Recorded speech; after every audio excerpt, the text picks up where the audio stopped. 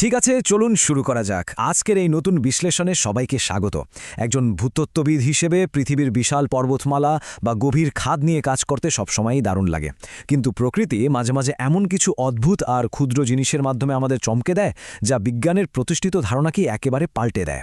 প্রথম আলো পত্রিকায় প্রকাশিত একটি চমৎকার ভূতাত্ত্বিক প্রতিবেদন থেকে পাওয়া তথ্য নিয়ে আজ আমরা ঠিক এমনই একটি বিস্ময়কর প্রাকৃতিক গঠন ব্যবচ্ছেদ করব। চীনের ইনার মঙ্গোলিয়া মালভূমিতে অবস্থিত একটি জলধারা, যা আক্ষরিক অর্থেই একটি নদী। হ্যাঁ, একদম সত্যি শুনছেন। আজ আমরা কথা বলবো হুয়ালেন নামের একটি নদী নিয়ে। নদীর কথা ভাবলেই তো চোখের সামনে দিগন্ত বিস্তৃত বিশাল কোনো জলরাশির ছবি ভেসে ওঠে, তাই না?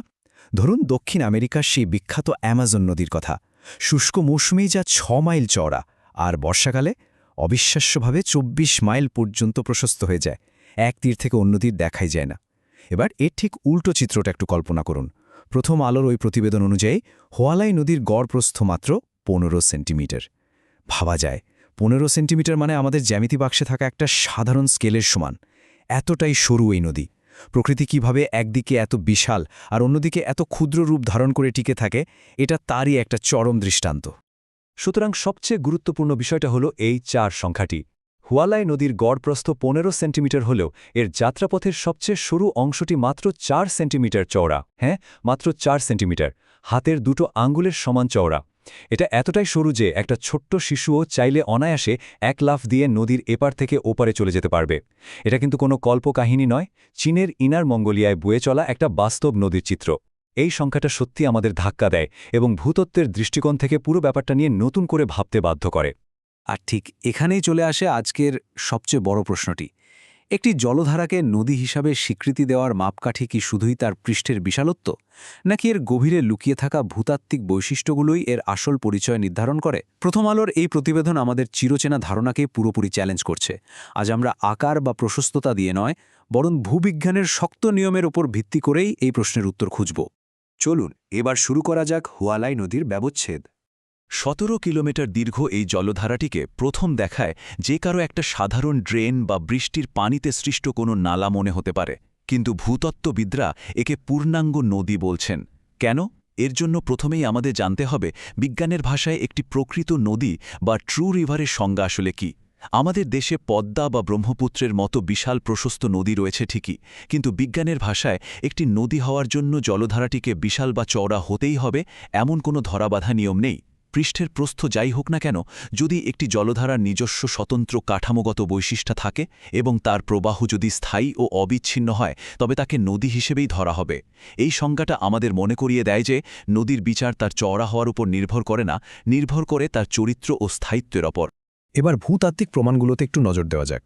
প্রথম আলোর উৎস অনুযায়ী হুয়ালাই নদী কোনো সাময়িক জলধারা নয়। শুনলে অবাক হতে হয়। চীনের বিশেষজ্ঞদের মতে এটি অন্তত ১০,০০০ বছর ধরে গঙ্গার তৃণভূমির বুক চিরে নিরবচ্ছিন্নভাবে প্রবাহিত হচ্ছে। ১০,০০০ বছর! শুধু তাই নয়, এই ক্ষুদ্র নদীর নিজস্ব একটা স্বতন্ত্র উপত্যকা এবং একটি সক্রিয় প্লাবনভূমি বা ফ্লাডপ্লেন রয়েছে, যা একটা পূর্ণাঙ্গ নদীর অন্যতম প্রধান বৈশিষ্ট্য। আর সবচেয়ে আশ্চর্যের বিষয় হল, উপরে এটি মাত্র ১৫ সেন্টিমিটার চওড়া হলেও এর গভীরতা কিন্তু প্রায় ৫০ সেন্টিমিটার পর্যন্ত পৌঁছায়। মূলত এই গভীরতায় নদীটিকে শুকিয়ে যাওয়ার হাত থেকে রক্ষা করে আর এর দীর্ঘস্থায়ী অস্তিত্ব নিশ্চিত করে। এবার চলুন দেখি এই ১৭ কিলোমিটার দীর্ঘ যাত্রাটা ঠিক কেমন।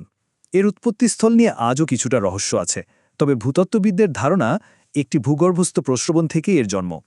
সেখান থেকে এটি হেক্সেফটেন গ্রাসল্যান্ড নেচার রিজার্ভের ভেতর দিয়ে একেবারে অবিচ্ছিন্নভাবে এঁকেবেঁকে সামনের দিকে এগিয়ে গেছে।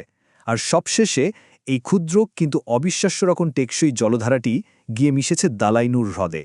হাজার হাজার বছর ধরে এই নদী ঠিক একই কাঠামোগত যাত্রাপথ কঠোরভাবে বজায় রেখেছে। ভূতাত্ত্বিক দৃষ্টিকোণ থেকে যা সত্যি এক অসাধারণ ব্যাপার। বিজ্ঞান আর ভূগোলের কঠিন কথা তো হল, এবার একটু জানা যাক বুক ব্রিজ বা বই সেতুর লোককথা নিয়ে। স্থানীয় মানুষেরা এই নদীটিকে কিভাবে দেখে সেটা জানাও কিন্তু বেশ কৌতূহলোদ্দীপক। আর এই গল্পটা খুব দারুণভাবে তুলে ধরে নদীটা আসলে কতটা সরু। চীনে এটি বুক ব্রিজ রিভার বা বই সেতুর নদী নামেও পরিচিত। লোককথা আছে, অনেক কাল আগে একটা শিশু নদী পার হওয়ার সময় ঠিক ওই সবচেয়ে সরু ৪ সেন্টিমিটারের জায়গাটিতে ভুল করে তার একটা বই ফেলে দেয়। অবাক করা ব্যাপার হলো, বইটি পানিতে না পড়ে ২ তীরের মাঝখানে একেবারে একটা নিখুঁত সেতুর মতো আটকে যায়। আর ঠিক তখনই একদল পিঁপড়া সেই বইটার উপর দিয়ে হেঁটে নিরাপদে নদী পার হয়ে যায়। এই মিষ্টি লোককথাটি থেকেই স্থানীয়রা আদর করে নাম দিয়েছে বুক ব্রিজ রিভার। বুঝতেই পারছেন, হুয়ালাই নদী শুধু একটা সরু জলের রেখাই নয়, এটা প্রকৃতির এক অদম্য টিকে থাকার ক্ষমতার প্রমাণ। মাত্র কয়েক সেন্টিমিটার চওড়া হয়েও এটি 10,000 বছর ধরে পৃথিবীর বুকে নিজের অস্তিত্ব টিকিয়ে রেখেছে। আর ঠিক এই কারণেই হুয়ালাই নদীর এই জাদুকরী রূপ দেখতে প্রতি বছর অসংখ্য পর্যটক আর প্রকৃতিপ্রেমীরা চীনে ছুটে যান। তারা নিজেদের চোখে দেখতে চান কিভাবে একটা ছোট্ট জলধারা প্রকৃতির সমস্ত বাধা বিপত্তিকে জয় করে একটা পূর্ণাঙ্গ নদীর মর্যাদা আদায় করে নিয়েছে। আমরা আজকের এই চমৎকার ভূতাত্ত্বিক ব্যাখ্যার একেবারে শেষ প্রান্তে চলে এসেছি। আজকের এই বিশ্লেষণ থেকে একটা জিনিস খুব পরিষ্কার, আকার বা বাহ্যিক বিশালতা দিয়ে সবসময় সবকিছুর বিচার করা যায় না। যদি মাত্র 4 সেন্টিমিটার চওড়া একটি জলধারা 10,000 বছর ধরে টিকে থাকতে পারে এবং বিজ্ঞানের কঠোর নিয়ম মেনে একটি নদীর খেতাব অর্জন করতে পারে, তবে একবার ভাবুন তো, এই বিশাল পৃথিবীতে হয়তো আমাদের পায়ের ঠিক নিচেই বিজ্ঞান আর প্রকৃতির এমন আরও কত হাজারো ক্ষুদ্র ও অবিশ্বাস্য বিষয় লুকিয়ে আছে। সত্যি, প্রকৃতির নিয়মকানুন অদ্ভুত এবং চমকপ্রদ। এই কৌতূহলটা নিয়েই আজকের মতো বিদায় নিচ্ছি।